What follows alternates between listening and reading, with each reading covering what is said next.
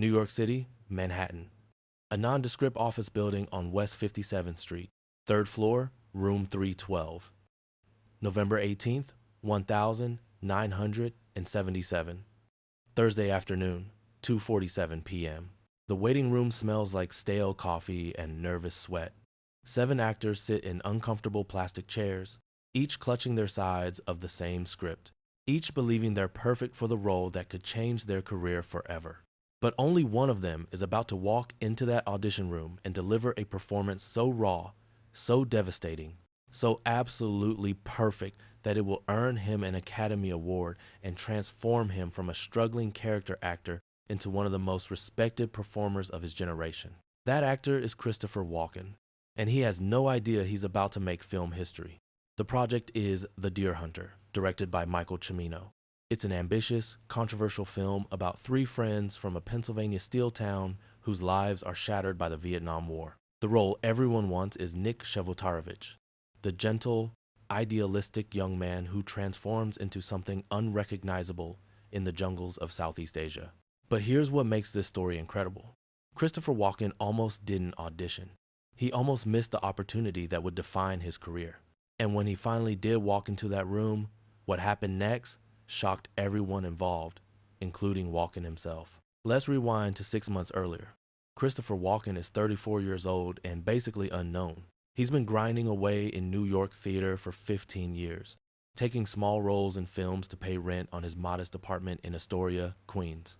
His biggest credit is a brief but memorable appearance in Woody Allen's Annie Hall, playing Diane Keaton's disturbed brother Dwayne. It's a tiny role, maybe 5 minutes of screen time, but there's something about Walken's performance that sticks with people. Something unsettling, something magnetic, something that suggests depths most actors never access. But in November 1977, Christopher Walken is just another working actor hoping for his break. He's talented, yes, dedicated, absolutely. But so are thousands of other actors in New York City. What sets him apart isn't obvious yet, not even to Walken himself. The casting call for The Deer Hunter goes out through the usual channels. Agents submit their clients. Word spreads through the theater community. The role of Nick is described as a sensitive young man destroyed by war. Most actors prepare by studying method acting techniques, researching PTSD, watching Vietnam documentaries. Christopher Walken prepares differently. He doesn't research, he doesn't study. Instead, he goes deep inside himself to places he usually keeps locked away. Because Christopher Walken understands something about darkness that most people spend their lives trying to forget. Here's what nobody knows about Christopher Walken in 1977. Here's the secret that makes his audition so powerful. He's not just acting when he plays disturbed characters. He's accessing something real, something personal, something that connects him to human pain in a way that's almost supernatural. Walken grew up in working-class Queens in the 1950s. His father was a baker who emigrated from Germany. His mother was Scottish, tough, and uncompromising. It was a household where emotions weren't discussed, where pain was endured silently, where sensitivity was seen as weakness. But young Ronnie Walken was sensitive, painfully so. He felt everything more deeply than other kids. The cruelty of schoolyard bullies, the disappointment in his father's eyes when he chose dance over sports, the crushing weight of trying to be someone he wasn't just to fit in. By the time he becomes Christopher Walken, the actor, he's learned to channel that sensitivity into his performances. But he's also learned to protect it, to keep it hidden behind carefully constructed characters who express his inner life without exposing it. The morning of his Deer Hunter audition, Walken wakes up in his Queens apartment feeling strange. Not nervous exactly. Something deeper. Like he's about to confront something he's been avoiding his entire life. He takes the subway into Manhattan, sits in the waiting room with the other actors, and watches them run their lines. They're all good. They're all prepared. They all want this role desperately. But when Christopher Walken's name is called, something shifts. He walks into that audition room, and suddenly, he's not Christopher Walken anymore. He's Nick Shevtarovich. He's every sensitive young man who's ever been broken by circumstances beyond his control. He's every dreamer who's had to face reality's brutal indifference. Here's what happens in that audition room. Here's the performance that changes everything. Michael Cimino and the casting directors expect Walken to read from the script they've provided. Instead, he asks if he can try something different. They're intrigued. Most actors stick to the script. This guy wants to improvise. Go ahead, Cimino says. What happens next is unlike anything they've ever seen in an audition. Walken doesn't perform the scene. He becomes it. He doesn't recite dialogue. He lives it. Without any script, without any preparation, Christopher Walken creates a moment.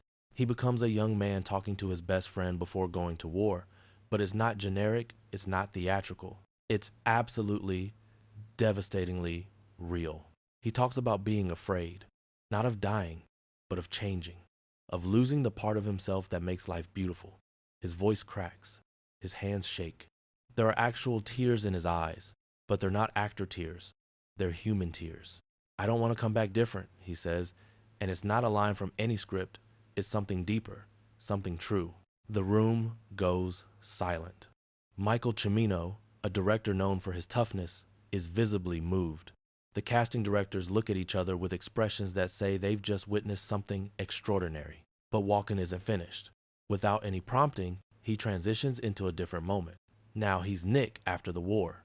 Now he's the broken version. And the transformation is so complete, so total, that it's genuinely unsettling to watch.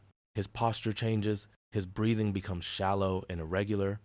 His eyes develop a distant, haunted quality that suggests he's seeing things nobody else can see. When he speaks, it's in fragments, incomplete thoughts, the verbal patterns of someone whose mind has been shattered and poorly reassembled. Russian roulette, he whispers, and somehow he makes those two words contain multitudes. The terror of the game, the addiction to the adrenaline, the way trauma can make you crave the very thing that's destroying you. For 5 minutes, Christopher Walken doesn't perform the role of Nick Shevaterovich.